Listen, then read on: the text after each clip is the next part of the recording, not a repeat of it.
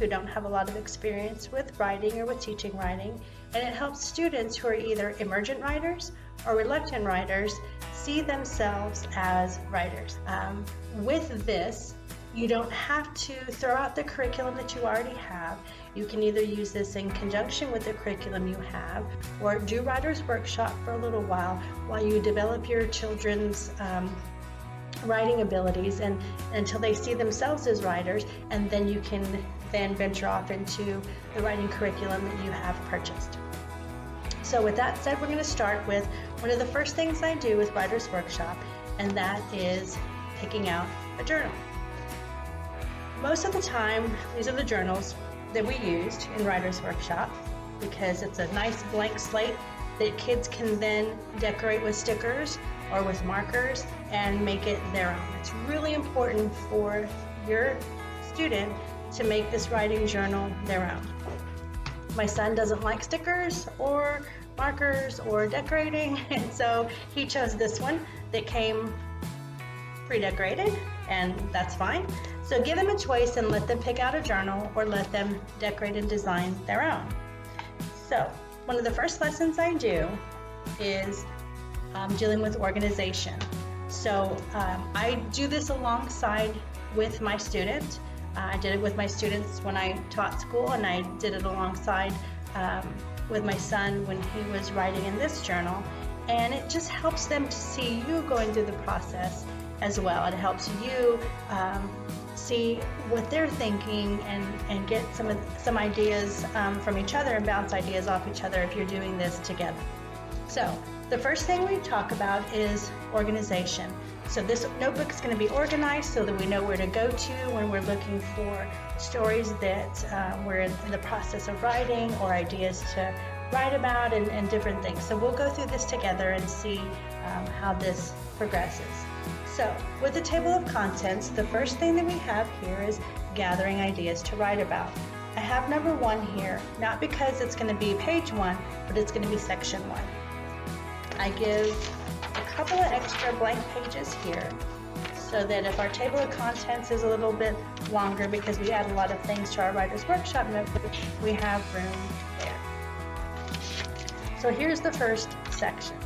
What I did here was just fold down one of the sheets and titled it Gathering Ideas to Write About. Simple as that. And I have it sectioned off into people, places, things, hobbies, trips, and random thoughts. Now, you can do this and you can label it any way that you want, but then also give yourself a couple of extra pages of gathering ideas to write about before you decide to go to the next section in Writer's Workshop. You can do gathering ideas to write about in a number of ways. One of the ways is just to sit around and think about all the important people and places and things and hobbies and trips and write them down. Another thing you can do as far as gathering ideas to write about is using books. When you read aloud to your children, and that's really important to do with Writer's Workshop, there are things that you can gather, there are ideas that you can gather from the books that you read. In this book here, Something Beautiful, this little girl's teacher wrote on the word of the week was beautiful. So she started thinking about her neighborhood, where she lived, and couldn't think of anything beautiful where she lived. So she asked other people, she started gathering ideas of what other people see, what beauty do they see in this town that may not be so beautiful to her. And she found out from people in the neighborhood, like the lady at the local diner, friends down the street, a store clerk, all the things that they thought were beautiful. To the diner, to the lady who ran the diner, her fried fish sandwiches were her something beautiful.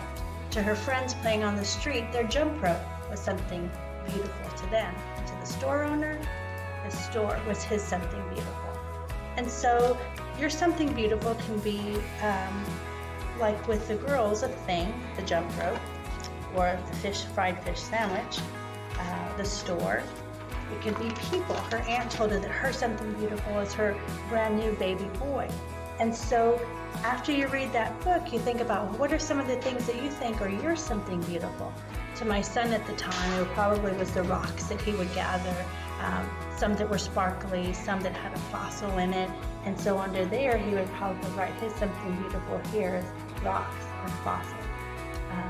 For people, his something beautiful was his mom, his dad, his friends, and then places, hobbies, trips. So you can add, and you don't have to do it every time. It doesn't have to fill it up. Maybe he has one idea that he wants to add to his gathering ideas for that day.